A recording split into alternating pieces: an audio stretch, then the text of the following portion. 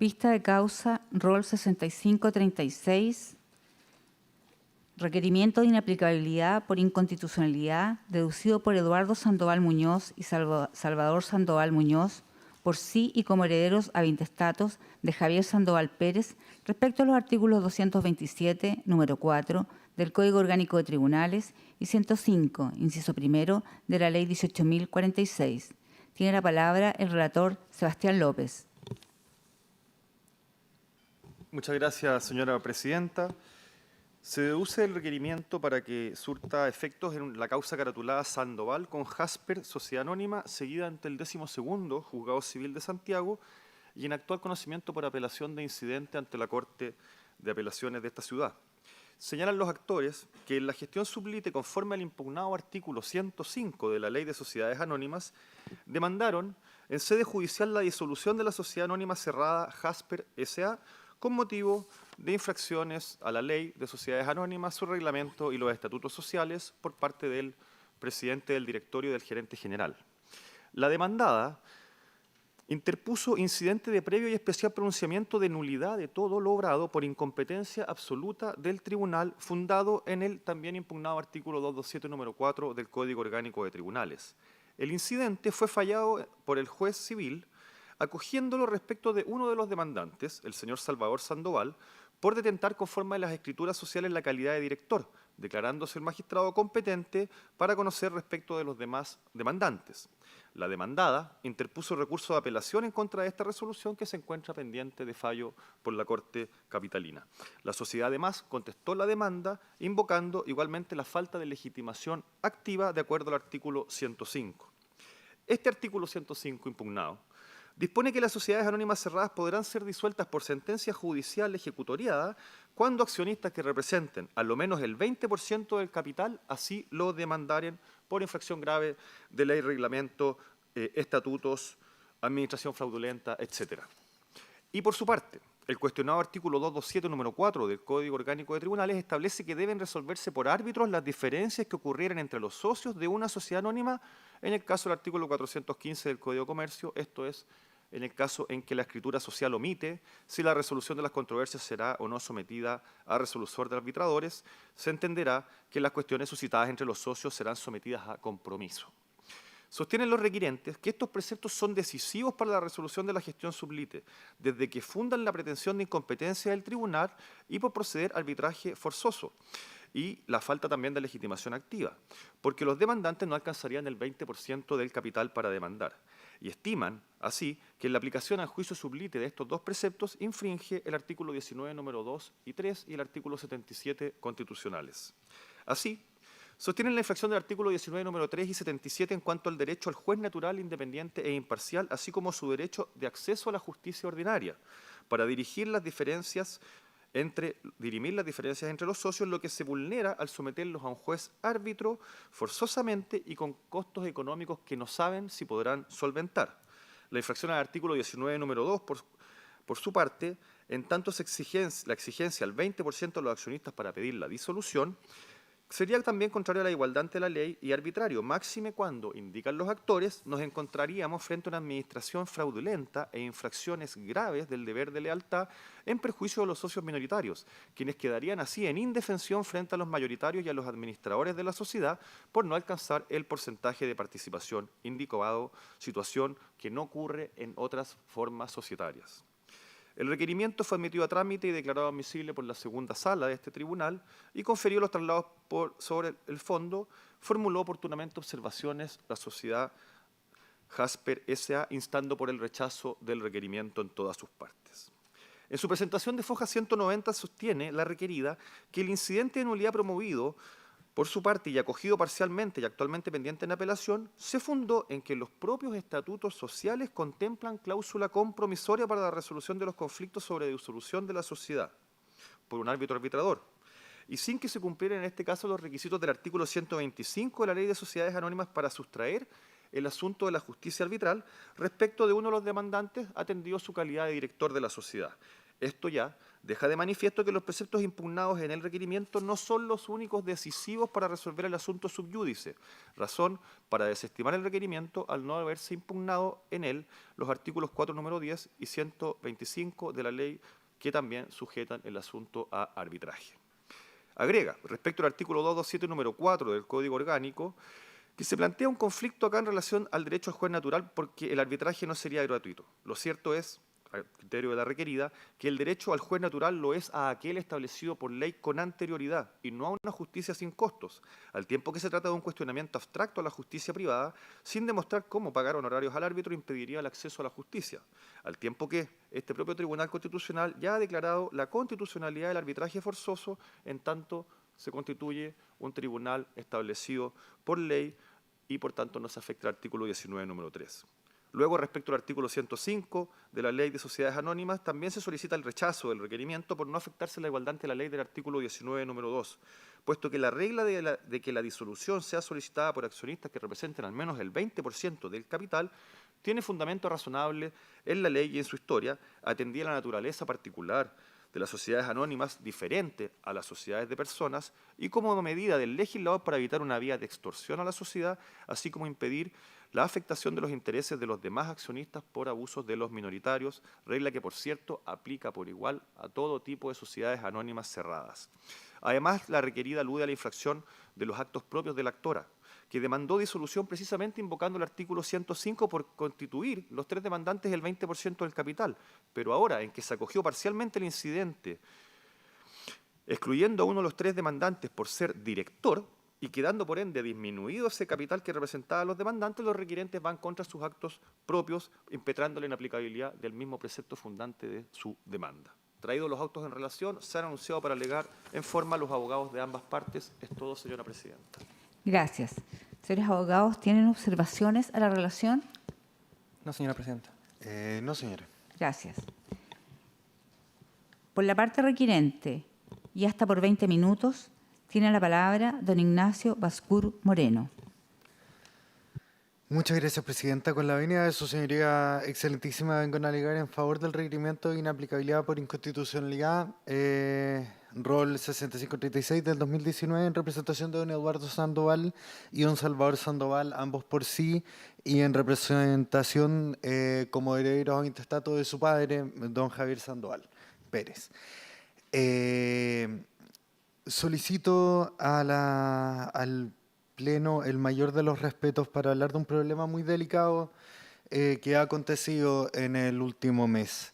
Mi representado, don Eduardo Sandoval, fue internado el 16 de agosto en el Hospital San José por un diagnóstico de un accidente cerebrovascular, para luego ser derivado al HUAP, que es el Hospital de Urgencia de Asistencia Pública, más conocido por todos como la Posta Central, en vista de una complicación en su tratamiento.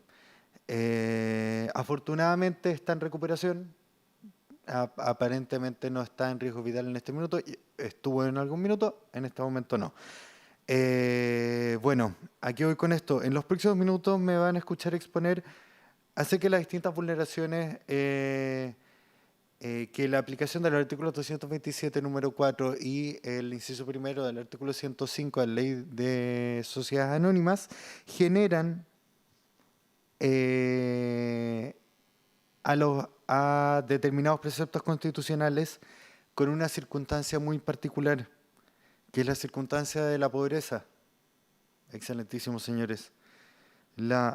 Esta es una pobreza, no como cualquier pobreza, es una pobreza forzada, es honesta, es emprendedora. Son personas que han estado trabajando en la carpintería por muchos, muchos años y ese ha sido su único sustento. Ya llegaremos al punto en que esta circunstancia se engaste perfectamente dentro de nuestros argumentos, pero desde ya es necesario señalar que una persona con la suerte y posición económica que ocupo yo, prefiero hablar solamente de manera personal y quizás alguno más de esta sala, que presenta una complicación de la naturaleza que les expliqué antes, estaría recibiendo el mejor tratamiento en la mejor clínica privada sin necesidad de pasar por el Hospital San José, sin necesidad de que una complicación te lleve a la posta. Es así como pueden estar completamente seguros, magistrados, que una persona que no puede pagar un tratamiento privado de salud, mucho menos va a poder pagar los honorarios de un árbitro, que la verdad pueden llegar a ser muy abultados, como se expresa pormenorizadamente en el requerimiento. Ya, lejos de esa nota triste, digamos, vamos a puntualizar de manera muy sucinta los principales hitos para complementar un poco la relación, que por lo demás está súper completa. La sociedad Jasper nace como limitada en 1986. Esta sociedad empieza a tener problemas económicos a comienzos de esta década.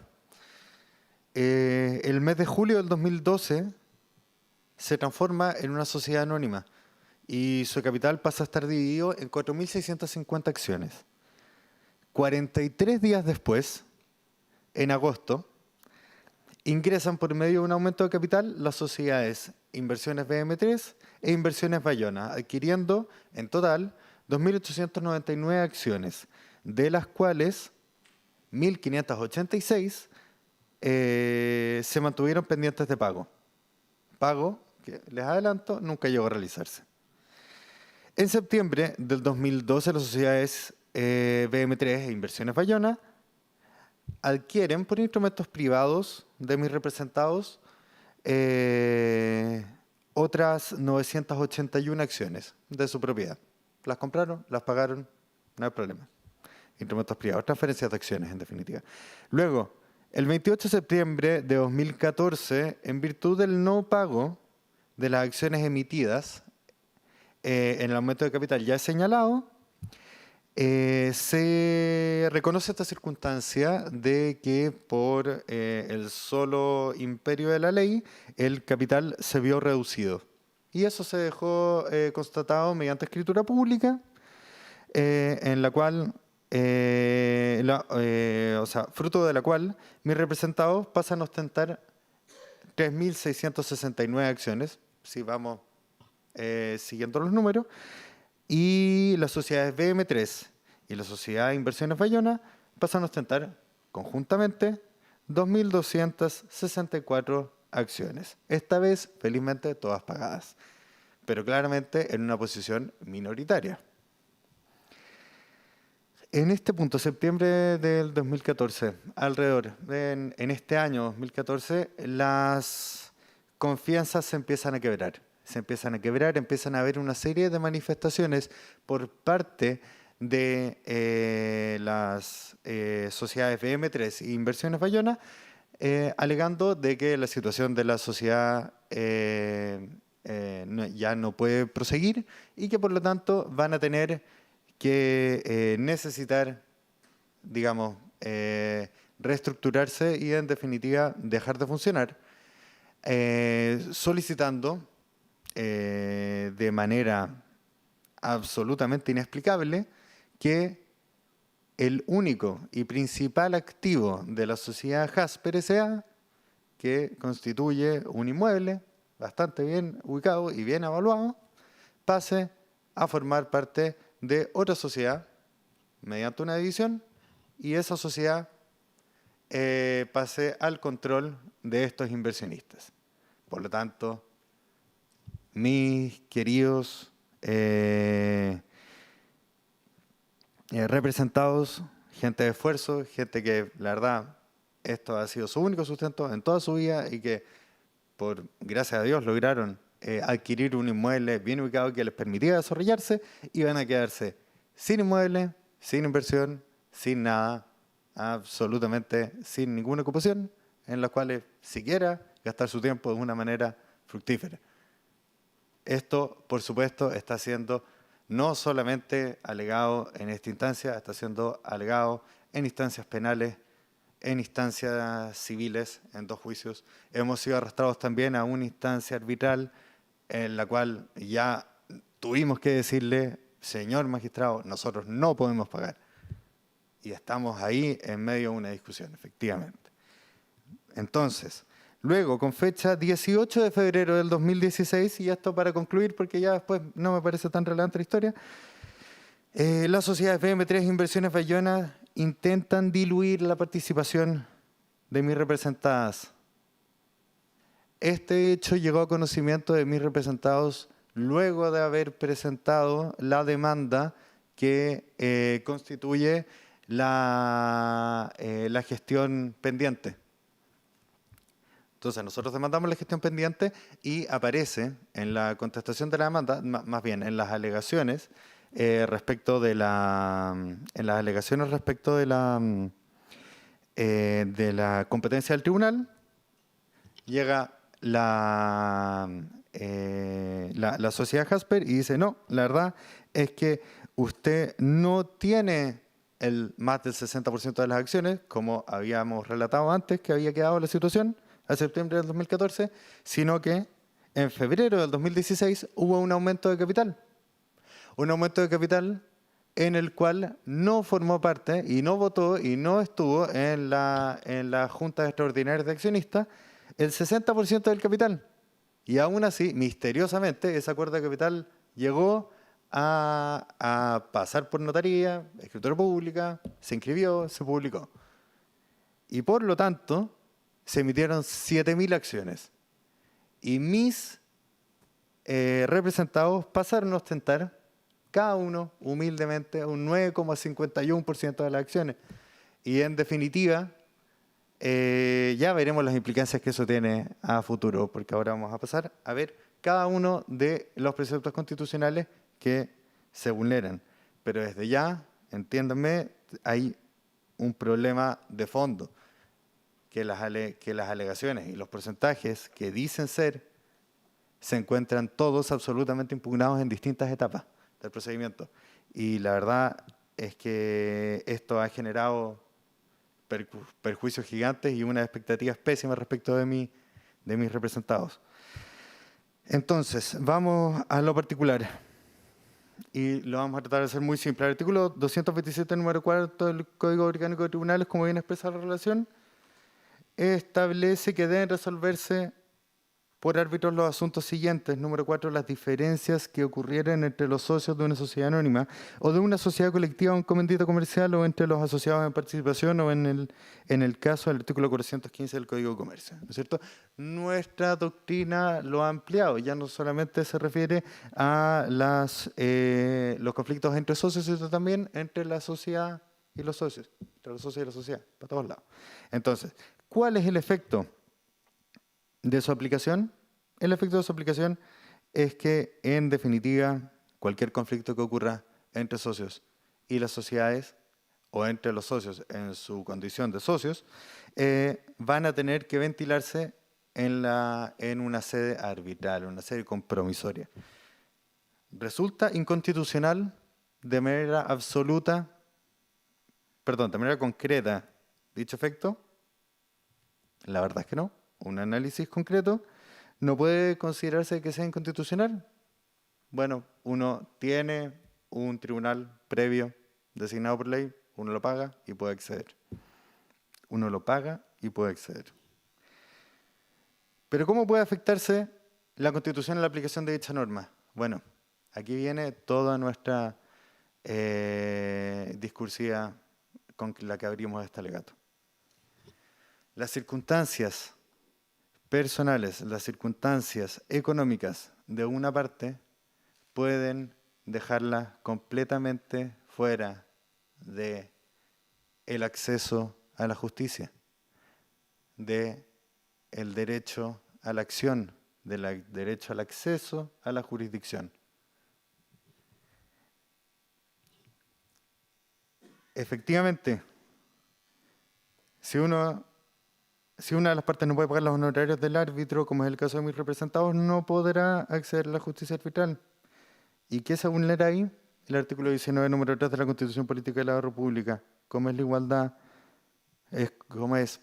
igual protección de la ley en el ejercicio de los derechos.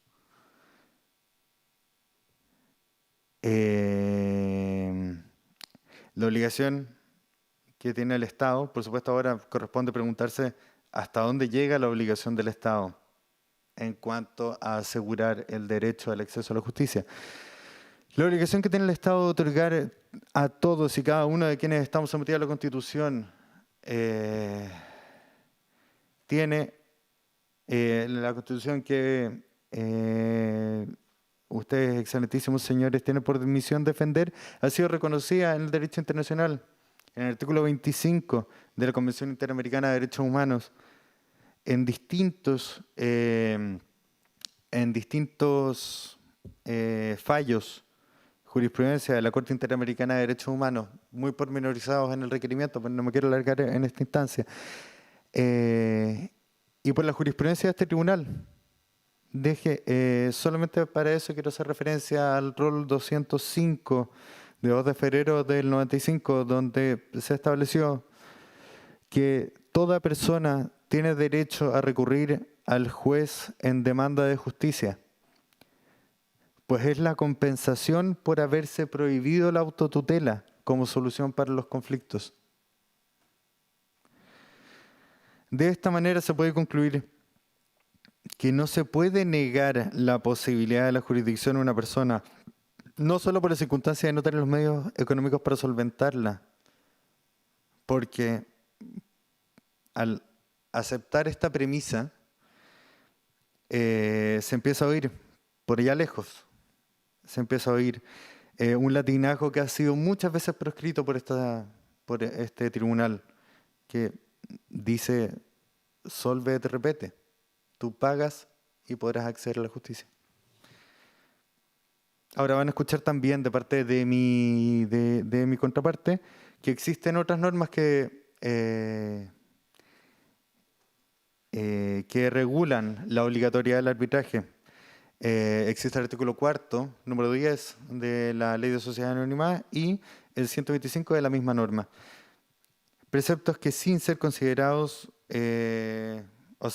preceptos que no fueron considerados por esta parte, por tratarse el artículo 4, número 10 de una obligación que tenía que cumplir la sociedad para su constitución y que fue cumplida suficientemente al momento de su constitución, y aquí nadie está alegando que fue mal constituida la sociedad. Y el artículo 125, que efectivamente establece la misma obligación a la hora de constituir la sociedad, de agregar un compromiso, una cláusula compromisoria. Pero el artículo 125 no viene solo, porque el artículo 125 también establece la posibilidad de sustraer de la justicia arbitral y pasar a la justicia ordinaria ciertos conflictos por ciertas personas de las sociedades anónimas. Y por lo tanto, incluir esta disposición que se refiere específicamente a la materia de autos sería completamente contraproducente, puesto que no afecta al derecho de esta parte, sino que la beneficia. Ahora bien, respecto al artículo 105 de la Ley 18.046,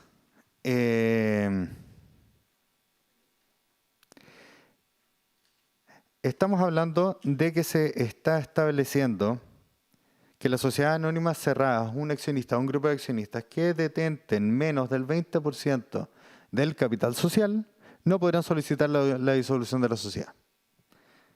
Digamos, en instancias judiciales. ¿Resulta inconstitucional dicho efecto? La verdad es que sí. La verdad es que sí. Y en este caso, ahí sí hay una aplicación en un sentido abstracto. Pues se configura una clara infracción del artículo 19, número 2, que establece, ¿no es cierto?, la igualdad ante la ley, que no pueden existir discriminaciones arbitrarias. Por cuanto este artículo establece dos requisitos. Uno, que las alegaciones deben ser de la más extrema gravedad. Estamos hablando de delitos, estamos hablando de administración fraudulenta, estamos hablando, para ser preciso, Estamos hablando de infracciones graves de ley, de reglamento, de demás normas que sean aplicables y que causaran perjuicio a los accionistas. Estamos hablando de temas graves, señores. Y el segundo requisito es que se detente de más de un 20% o más del capital social. Entonces, mi pregunta es, ¿por qué el hecho de haberme constituido como una sociedad anónima cerrada implica que mi 20% va a valer menos que si yo hubiera elegido algún otro constructo societario que me hubiera permitido, digamos, tener un abanico normal de acciones? Y por otro lado también, cabe preguntarse por qué no puedo impetrar este derecho teniendo una diferencia en el capital que en el plano de las políticas públicas no haría ninguna diferencia, como por ejemplo tener el 19,02%, que es el caso de mis representados, y que por lo demás viene, como yo venía relatándoles antes, de una invención de las sociedades que representan mi contraparte, que se encuentra actualmente en discusión.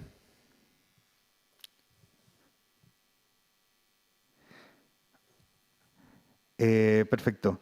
Dije control abstracto. Control abstracto debería, digamos, encender algunas alarmas. La verdad es que este tribunal ha hecho muy bien la distinción respecto al control abstracto y el control concreto a la hora de la admisibilidad de los recursos, más a la hora número 2896 del 2016, que expresa lo siguiente, que para que la acción de inaplicabilidad pueda prosperar debe estarse siempre en presencia de un conflicto de constitucionalidad.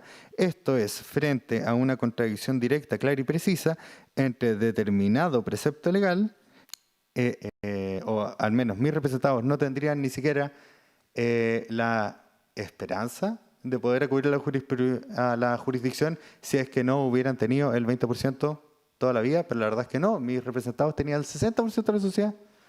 Y resulta que de repente de la noche a la mañana en actos donde el 60% de la sociedad no compareció, no apareció, nunca formó parte de esas juntas de directorio, aparentemente de esas deliberaciones del directorio y juntas de accionistas, aparentemente muy legales, resulta que de la noche a la mañana pasan a tener un 19,02% de la sociedad y pasan a quedar fuera de la posibilidad de acceder al derecho a la elección, de acceder al derecho a la jurisdicción.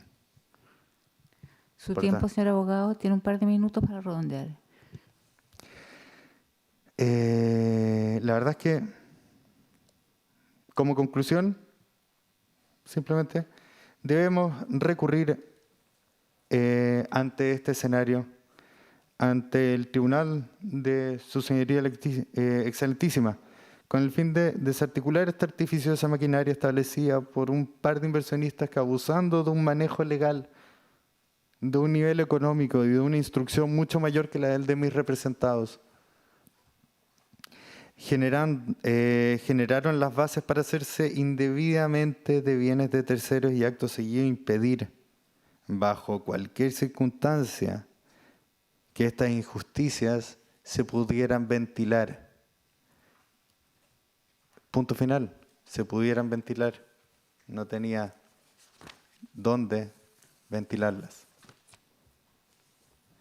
Es por esto que solicito que se acoja el requerimiento de autos y mis más sinceras disculpas por pasarme un poquito en el tiempo.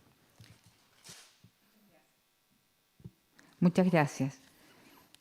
Por Jasper, Sociedad Anónima, y hasta por 20 minutos, tiene la palabra don Edgardo Campuzano Ramos. Muchas gracias, señora presidenta. Con su venia, alego en representación de la sociedad Jasper, Sociedad Anónima, solicitando el rechazo del requerimiento de inaplicabilidad por presunta inconstitucionalidad tanto del artículo 227, número 4 del Código Orgánico de Tribunales, como del artículo 105, inciso primero, de la Ley 18.046, Ley de Sociedades Anónimas. En primer lugar, tengo que partir con unos antecedentes previos que son relevantes para los efectos del rechazo del requerimiento. En primer lugar, decir de que Jasper es una sociedad anónima cerrada que se dedica a la comercialización de embarcaciones náuticas. Esta sociedad nació en el año 1986, como dijo mi contraparte, y esta sociedad nació como una sociedad de responsabilidad limitada, que fue constituida por don Javier Sandoval Pérez, actualmente fallecido, y sus dos hijos, don Eduardo y don Salvador Sandoval Muñoz. Esta sociedad en el año 2012 se transformó desde una sociedad de responsabilidad limitada a una sociedad anónima. Lo relevante es que al momento de transformarla tuvieron que redactar sus estatutos sociales y estas tres personas, entre los que se encuentran los requirentes, establecieron una cláusula 41. Esa cláusula 41 establece una cláusula compromisoria, una cláusula arbitral que señala que todo conflicto entre los accionistas con la sociedad o con los administradores sería resuelta por un árbitro arbitrador. Esto se señala en el artículo 41 e incluso a dicho árbitro arbitrador se le señala que tiene la facultad de fijar él sus honorarios, antecedente que será relevante a propósito del rechazo del requerimiento. Seguidamente, el artículo 3º transitorio de dichos estatutos establece que ellos aportaron un capital social de 45 millones de pesos, el que comprende un inmueble. Con el tiempo, estas personas tuvieron problemas económicos, por lo cual tuvieron que salir a buscar capitales. Entre las personas que encontraron para estos nuevos capitales, para que se incorporaran a la sociedad anónima transformada, se encontraban don Raúl del Castillo y don Juan Pedro Alcir, que por intermedio de sus sociedades, que son las sociedades Bayona y BM3, se incorporaron a esta sociedad y fueron incorporando capitales. En total, entre todos los aportes que se realizaron, tenemos que ellos aportaron 237 millones de pesos, o sea, 45 millones de pesos por parte de los señores Sandoval, 237 millones por parte de mis representados. Con el tiempo, en verdad 2 años, se tuvieron dificultades estos distintos grupos de socios y celebraron un memorando de acuerdo, el que fue acompañado al momento de hacer las observaciones al requerimiento. En dicho memorando, digamos que tuvieron por objeto separar aguas. La idea era dividir la sociedad Jasper, que la nueva sociedad creada se siguiera con los señores Sandoval y que estuvieran totalmente libres de deuda y pudieran seguir con su giro de comercialización de productos náuticos, mientras que los señores Arcili del Castillo, por intermedio de sus sociedades, continuaban con la sociedad Jasper y se quedaban con el inmueble. En ese acuerdo se estableció que los señores Sandoval debían hacer abandono del inmueble. Sin embargo, ellos incumplieron este acuerdo y no hicieron abandono de la propiedad y la mantienen hasta hoy en día. Es en ese contexto en que los señores Sandoval interponen esta demanda de disolución de la sociedad Jasper e inicia esta gestión pendiente del requerimiento. Digamos que en ese proceso de disolución de la sociedad anónima Jasper es que mis representados promovieron un incidente de nulidad por incompetencia, tanto por la cláusula arbitral que habían establecido solo los señores Sandoval, como asimismo por el artículo 227, entre otras normas jurídicas. El tribunal acogió parcialmente, dio lugar respecto del señor Salvador Sandoval y en cambio rechazó respecto del señor Eduardo Sandoval. Es respecto de esa resolución que nuestra parte interpuso el recurso de apelación y es la gestión pendiente que se encuentra ante la Ilustrísima Corte de Apelaciones de Santiago. En dicho contexto es que se deduce esta acción de inaplicabilidad por presunta inconstitucionalidad. Y básicamente lo que postulan es que respecto al artículo 227 número 4, o sea, aquella que establece que son de arbitraje forzoso los conflictos entre accionistas, sociedad y administradores, sería contrario al 19 número 3 de la Constitución porque infringiría la garantía del juez natural. Por otro lado, respecto del artículo 105, inciso primero de la ley 18.046, que establece un límite para accionar de estas demandas de disolución de sociedad anónima, señala de que ese límite infringiría el principio de igualdad ante la ley por haber una discriminación arbitraria. En primer lugar, me referiré al primero de los preceptos legales que impugnan, o sea, el artículo 227, número 4 del Código Orgánico de Tribunales. El primer motivo del rechazo dice relación que lo que se ha promovido en este caso es finalmente un examen abstracto de la constitucionalidad de la norma. Como se sabe, debe indicarse en el requerimiento la forma particular de cómo es, en el caso concreto, el precepto legal resultaría incompatible con una garantía constitucional. Sin embargo, en el requerimiento ni en el alegato que ha sostenido la parte contraria, no se ha podido especificar de manera concreta, específica y detallada cómo se daría este conflicto de constitucionalidad que generaría en relación con las particularidades del caso. Se ha abundado respecto a una mala situación económica, pero no se ha dicho cómo la gestión perdiente, o sea, el recurso de apelación ante la Ilustrísima Corte de Apelaciones, tendría injerencia a este conflicto de constitucionalidad. Lo que ha planteado es aplicable a cualquier persona, sin distinción de por qué, en el caso concreto de los señores Sandoval, existiría este conflicto de constitucionalidad. En otros términos, la configuración de su requerimiento finalmente es una materia propia de un requerimiento de inconstitucionalidad y no de un requerimiento de inaplicabilidad, lo que constituye la primera razón por la cual debe ser rechazado este requerimiento. Ahora bien, el segundo motivo por el cual debe rechazarse es porque no existe una vulneración a la garantía del juez natural. En su requerimiento señalan de que esta garantía del juez natural, según sus palabras, implícitamente contendría una garantía a la justicia gratuita. Lo que no es de ningún modo así, hay un error en la concepción de lo que significa el juez natural. La garantía del juez natural significa el derecho del justiciable a ser juzgado por un tribunal competente, independiente, imparcial, por un tribunal establecido con anterioridad por la ley.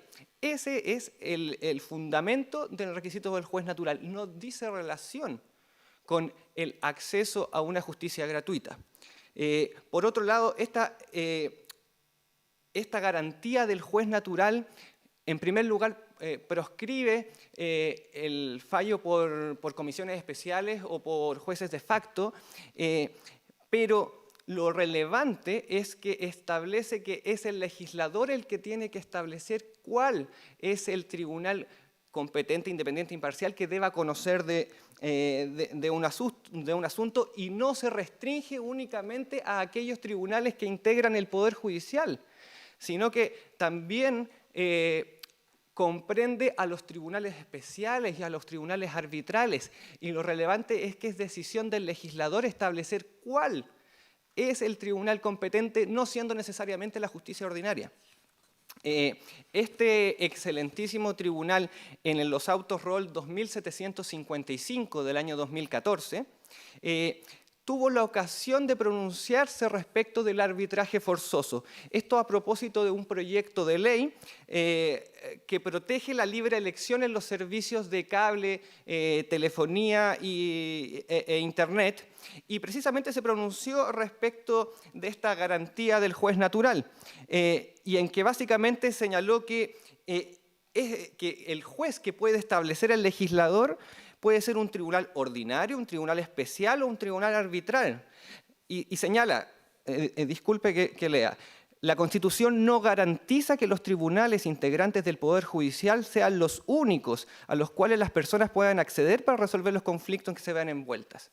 En otras palabras, no es efectivo de que la garantía del juez natural signifique de que solamente deban conocer las materias los jueces ordinarios. También pueden conocer las materias los jueces especiales y los jueces arbitrales, y eso es una atribución de parte del legislador. Dicho fallo también señala de que entonces el legislador obra dentro de la esfera de sus atribuciones cuando establece que un juez árbitro puede conocer de una materia.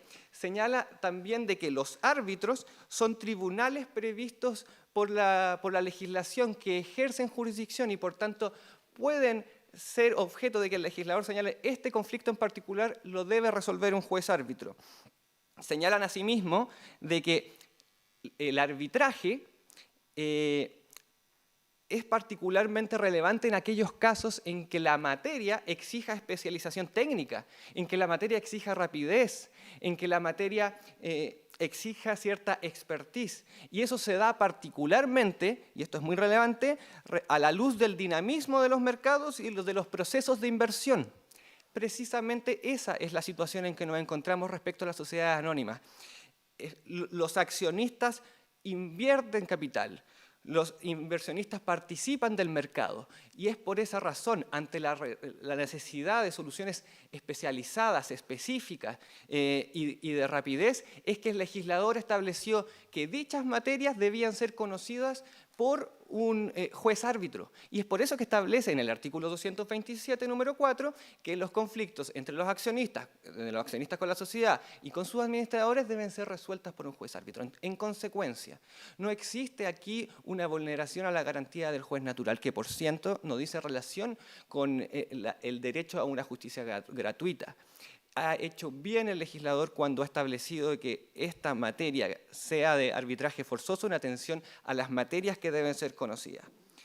Como tercer motivo del rechazo, debe señalarse de que en su requerimiento, si bien solicita la declaración de inaplicabilidad por presunta inconstitucionalidad del artículo 227, no lo hace respecto de otras normas que establecen el arbitraje forzoso igualmente. El artículo 4, número 10 de la Ley de Sociedades Anónimas establece que la escritura social deberá establecerse la naturaleza del arbitraje para conocer de estas diferencias. El artículo 125, inciso primero, también se refiere a lo mismo. Señala que establecerá, en los estatutos sociales, se establecerá la forma cómo se designarán los árbitros. En otras palabras, hay otros preceptos que no fueron impugnados en el requerimiento que establecen el arbitraje forzoso. Por tanto, en el evento improbable en que se declare inaplicable el artículo 227, número 4, quedarán igualmente vigentes otras normas que establecen el arbitraje forzoso, por cuanto, entonces, este requerimiento no va a tener influencia en la gestión pendiente. Otro motivo para el rechazo significa de que no solamente es que no se impugnaron otras normas legales, sino que además no va a tener influencia en la gestión pendiente porque, como señalé en un primer momento, en los estatutos sociales de Jasper, que fue redactado solamente por los señores Sandoval, porque mis representados ingresaron con posterioridad, la cláusula 41 establecen una cláusula arbitral. En consecuencia, ellos sometieron que sus conflictos entre los socios de la sociedad o con los administradores quedaran sometidas a un juez árbitro. Por tanto, por mucho de que ahora pidan de que se declare la inaplicabilidad de la norma que establece el arbitraje forzoso, finalmente ellos, por un acuerdo de voluntades, establecieron de que ese conflicto debía ser conocido por un juez árbitro. Por último, respecto a la materia de establecer de que esto sería propio de una justicia gratuita, digamos que el tema ya fue resuelto por el legislador. El legislador en el artículo 125, inciso segundo de la Ley de Sociedades Anónimas, establece de que en aquellos que es posible, se otorga una facultad de sustraer de la justicia arbitral forzosa estos conflictos y que ellos sean sometidos ante la justicia ordinaria. ¿Y en qué casos ocurre eso? Ocurre cuando el capital de los accionistas sea inferior a 5.000 UF. En consecuencia, el legislador se puso en el caso de que en el evento de que sus acciones, según el valor libre, representen menos de 5.000 UF, le otorga la facultad de ir a la justicia ordinaria. O sea, el tema de la justicia gratuita la posibilidad de ir a la justicia ordinaria para resolver los conflictos, el artículo 125 ya lo resolvió.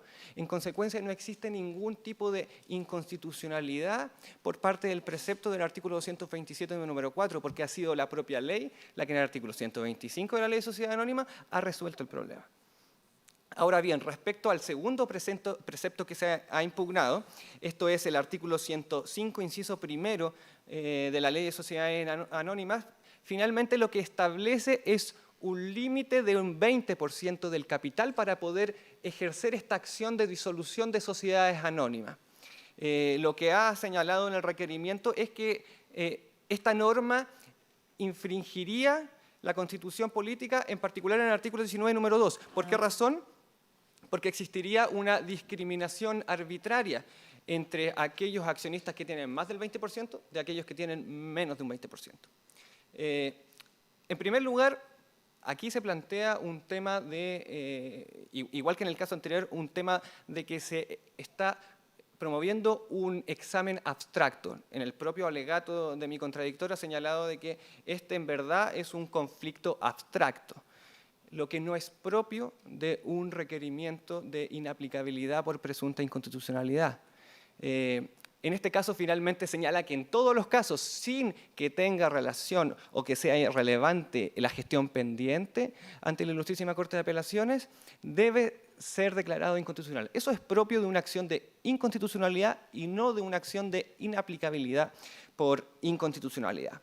Ahora bien, un segundo motivo para el rechazo es que en verdad no existe una vulneración a esta garantía de la no discriminación arbitraria. Por el contrario, no es que la Constitución prohíba las discriminaciones. La discriminación no puede ser arbitraria. O sea, pueden existir discriminaciones que sean razonables, que tengan fundamento, que tengan algún motivo, alguna razón. En el caso del artículo 105, inciso segundo, sí existe un motivo o una razón por la cual el legislador estableció un límite del 20% del capital para ejercer este tipo de acciones. Y de hecho quedó constancia de ello en la historia fidedigna del establecimiento de la Ley 18.046. En el informe de la Comisión Conjunta del año 1981, este proyecto de ley tenía un límite del 10%. Y en esa Comisión Conjunta es que se señaló la necesidad de que este fuera aumentado a un 20%. No señala un porcentaje, pero pretende que sea aumentado. ¿Por qué razón? Porque si no podría ser objeto de la sociedad de extorsión. O sea, podría ser objeto de chantaje. Finalmente, en este tipo de sociedades están involucrados capitales que han aportado otras personas, incluso mismos minoritarios, y no podrían estar sujetos, por tanto, a la acción abusiva de parte de un grupo minoritario de accionistas que pretendan accionar la disolución de la sociedad para obtener sus propios intereses. Es por eso que la ley establece entonces un porcentaje de un 20% para poder ejercer esta acción. Ahora bien, respecto a por qué esta diferencia con otras sociedades, por ejemplo, sociedades de personas, porque estas otras sociedades tienen intereses en juego que son completamente distintos. En las sociedades de personas, en verdad, lo que se encuentra en juego o lo que es relevante es la identidad del consorcio. En el caso de las sociedades de capital, en este caso las sociedades anónimas cerradas, lo relevante es el aporte monetario. En consecuencia, al estar involucrado capital, al estar involucrado finalmente el dinamismo de los mercados, haciendo relación a lo que señalé anteriormente, es que la ley establece que solo respecto de las sociedades anónimas cerradas es que puede ejercerse esta acción imponiendo este límite del 20%. Ahora bien, un último motivo para pedir el rechazo de este requerimiento de inaplicabilidad por este precepto es que la parte contraria ha obrado en contra de sus propios actos. En la demanda civil que se dedujo ante el 12º Juzgado Civil de Santiago, las propias requirentes en su demanda invocaron este artículo que ahora piden que se declare inaplicable. Invocaron en las páginas 2, 3, 34 y 35 este artículo, señalando de que ellos tenían más de un 20%. Ahora bien, cuando el tribunal excluyó al señor Sandoval al acceder a mi incidente de nulidad por incompetencia absoluta, es que piden que se declare inaplicable. Eso ciertamente va en contra de los propios actos, atenta en contra de la buena fe objetiva que debe observarse y es también un motivo por el cual debe rechazarse este requerimiento. En definitiva, y para terminar, solicito que sea rechazado el presente requerimiento de inaplicabilidad por presunta inconstitucionalidad de los artículos 227, número 4, y del artículo 105, inciso segundo, por todos los motivos que he expresado. Muchísimas gracias. Gracias a usted. Señora ministra, señores ministros, ¿tienen preguntas a los señores abogados? Ministro Romero. Buenos días. Buenos días. Existen acciones penales, según lo que usted comentó, abogado de la requirente. ¿Me podría, por favor, dar información al respecto?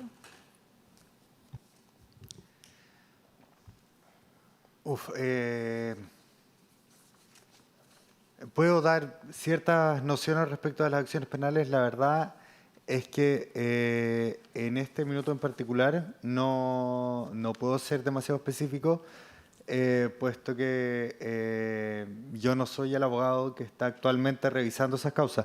Pero en definitiva consiste en una denuncia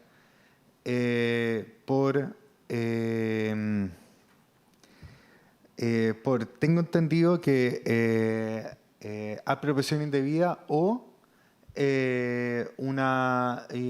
el delito de simulación de instrumentos públicos.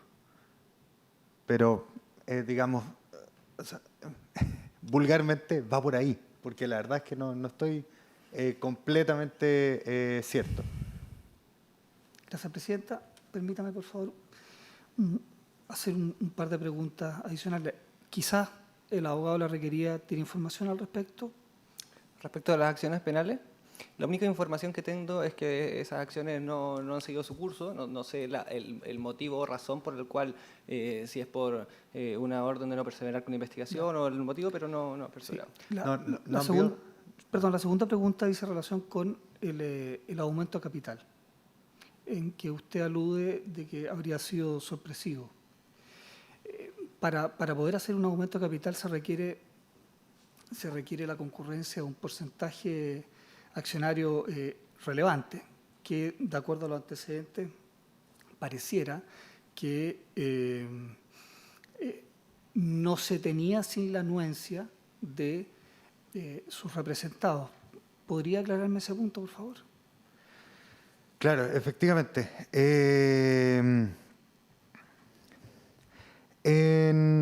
Por medio de la Junta Extraordinaria de Accionistas, que fue celebrada el 18 de febrero del 2016, en la cual aparentemente había intentado sesionar antes, había tenido ciertas citaciones y que en esta fecha en definitiva estaba funcionando en segunda citación. Resulta que los accionistas de las sociedades BM3 e Inversiones Bayona, que controlaban 2.264 acciones en ese momento, o sea, un 30,96% del capital, establecieron que eran ellos las acciones que estaban efectivamente emitidas y con derecho a voto, y que como eran las únicas que habían concurrido en segunda citación, iban por unanimidad a establecer un aumento de capital. Eso en contra de básicamente toda la ley de sociedades anónimas, que establece un mínimo de una mayoría a la hora de una segunda citación. Quizás el abogado de la requerida. Sí, muchas gracias. Vale la pena señalar de que en la gestión pendiente, en el juicio de disolución de estas sociedades anónimas, este juicio se encuentra con citación para sentencia. En el término probatorio, nuestra parte acompañó todos los antecedentes societarios necesarios para realizar la Junta Extraordinaria de Accionistas donde se aumentó el capital. Por tanto, no es efectivo de que, como señala la parte contraria, de que no se habrían cumplido con los requisitos establecidos para realizar esta junta, lo cual a su vez es objeto de un nuevo juicio que han deducido la parte contraria con el objeto de pedir la nulidad de esa junta extraordinaria, la cual ni siquiera ha sido contestada por esta parte. Muchas gracias. Finalmente, una última pregunta. Aparece entre los antecedentes renuncia a argumentaciones en el juicio. Una cosa no muy típica por lo demás. Sí, eso dice relación con la necesidad de que el juicio avanzara y esa misma excepción hacerla valer como un incidente de nulidad procesal por incompetencia absoluta. Finalmente, el argumento de la falta de legitimación fue utilizado como a través del mecanismo del incidente de nulidad procesal. Magistrado. Por intermedio de esta presidencia, por favor. Tiene la palabra. No, muy simple. Tengo entendido que los antecedentes, los documentos que establecieron esta, perdón, ando lento hoy día, esta Junta Extraordinaria de Accionistas no han sido agregados ni por mí ni por la contraparte como antecedentes a la causa. Ofrezco, digamos, poder subirlas al portal para, en un momento en que el Pleno esté en acuerdo, puedan analizarlo a sí mismo. Ministro Vázquez. Buenos días, señores abogados. A pesar de que efectivamente en la escritura está establecido el arbitraje forzoso, sin embargo, este juicio se ha llevado por la vía civil, entonces juzgado civil, y simplemente por la vía de un incidente de nulidad. En uno de los casos tengo entendido que se ha resuelto que se llegue por la vía arbitral, ¿no es cierto? Eso es.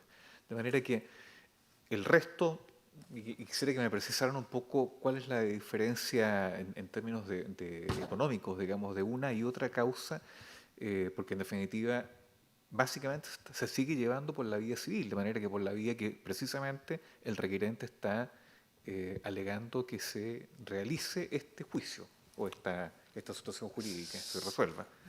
Quisiera que me precisaran ambos esto. Tiene la palabra el abogado de la requiriente.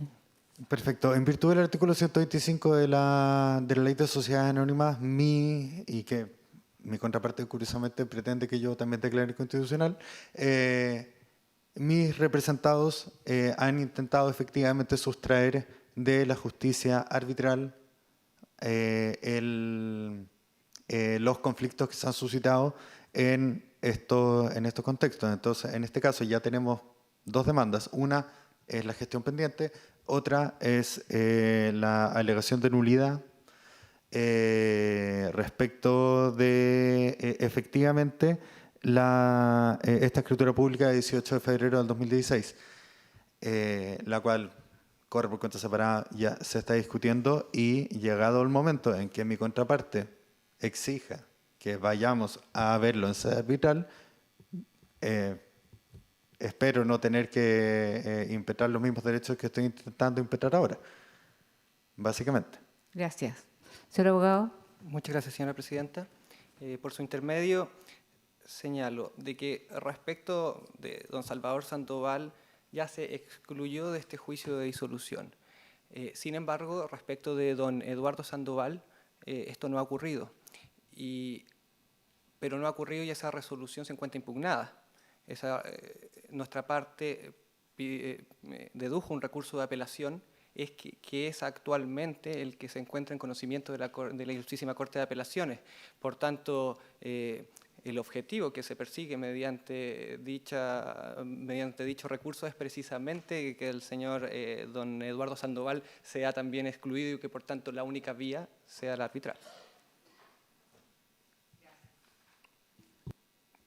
Gracias. ¿Alguna otra pregunta, señores ministros? No siendo así, termina la vista esta causa. Muchísimas gracias.